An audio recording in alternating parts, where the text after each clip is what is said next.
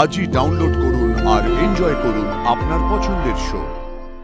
হ্যাঁ, মুরব্বীরা তো বিধান দিয়েই দিয়েছে, পুজো অবধি থাকুক, তারপর এর এখানে রাখা চলবে না। তারপর তারপর আমি কি আবার ওই বাড়িতে ফিরে যাব?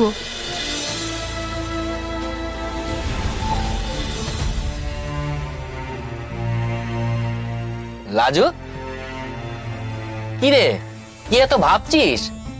একটু সরে বসো না, এত গা ঘেসে বসার কি আছে? ওমা, কেন রে? তুই তো আমার বউ, হ্যাঁ? আর এখন তো আমরা বড় বউয়ের মতোই থাকবো। মনে নেই তুই সেদিন আমাকে বলেছিলি যে পরের ঘরে বউয়ের সঙ্গে অমন সোহাগ করতে নেই? এখন তো তুই আমার ঘরেই যাচ্ছিস, তাহলে এখন বল কি বলবি? না না, কেন এমনি করছি আমি? কেন আমার অস্বস্তি হচ্ছে আমার কাজ কাছে বসলে? এ তো আমার বর, আমার বর এ।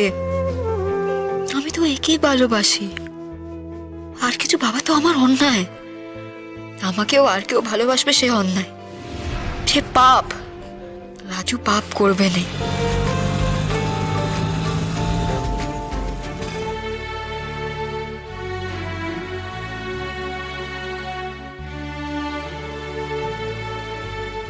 দাঁড়া লাজু,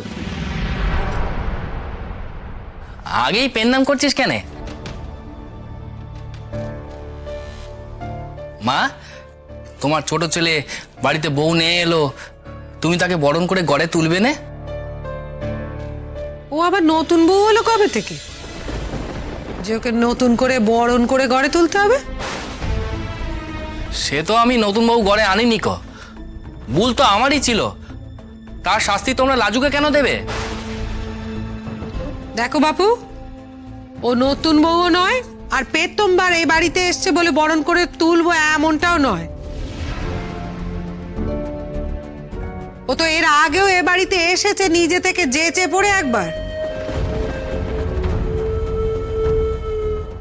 তখন তো তোমরা তাকে কে দিয়ে অপমান করে বিদায় করে দিয়েছিলে।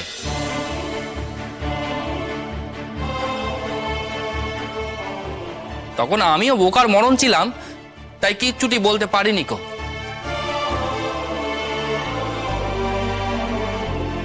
কিন্তু এইবার তো আমি নিজে থেকে লাজুকে নিয়ে এসেছি, এবার অন্তত। অত কথা না বাড়িয়ে নিজের বউকে ঘরে নিয়ে যাও, নিয়ে যাও, আমাদের মাথা খেয়েও নে, যাও। ও মা, মা বলছি, দেখো আগে যা হয়েছে সে কথা থাক না। তুমি তো ওকে আজই তো ঘরে তুলছো, তা ওকে বরণ করবে না, তা কি হয়? হয় বাচ্চা, খুব হয়। এরকম সব নিয়ম কানুন মানতে গেলে তো আমাদের গোটা গ্রাম শুদ্ধ লোকজনকে নেমন্তন্ন করে নতুন বউ দেখাতে হয়।